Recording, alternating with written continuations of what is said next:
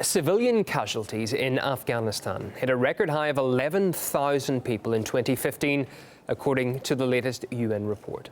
The organisation stressed that the conflict is causing extreme harm to the local populace, with unprecedented numbers of children killed and injured. Violence has steadily increased since the withdrawal of US and NATO forces over the past number of years, despite President Obama keeping nearly 10,000 American troops in the country. America's combat mission in Afghanistan came to a responsible end.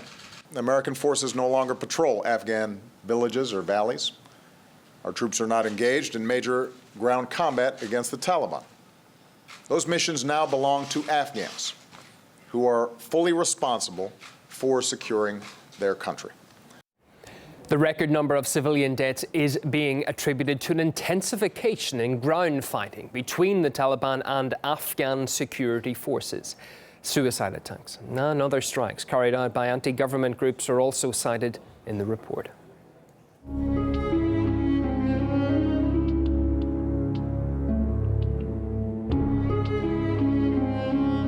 The report draws special attention to the human rights and protection issues concerning the most vulnerable, women and children. I was playing with my 2-year-old daughter when a mortar landed in my home and exploded. A small piece of shrapnel hit my daughter on her back and my wife was severely injured. It was around 8 a.m. when I heard an explosion. Then I found my son. He was in the final moments of his life. Can you imagine how difficult it is when your son is lying in his own blood and you are crying for him?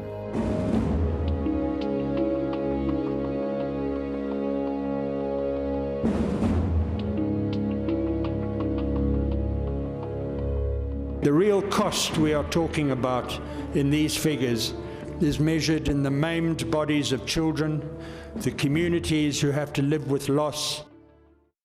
Historian and journalist Gareth Porter says that the situation in Afghanistan is a result of the failure of the US-led coalition to contain the Taliban. The official objective of the U.S. military intervention, or the de-escalation of U.S. military intervention in Afghanistan, was to bring the Taliban under control in the sense that they would not be able to continue to increase their operations. It's very clear that the opposite has happened. The Taliban continued to grow. It continued to increase the tempo of its military operations. It is really a massive failure of the U.S. military and of the U.S. government. The U.S.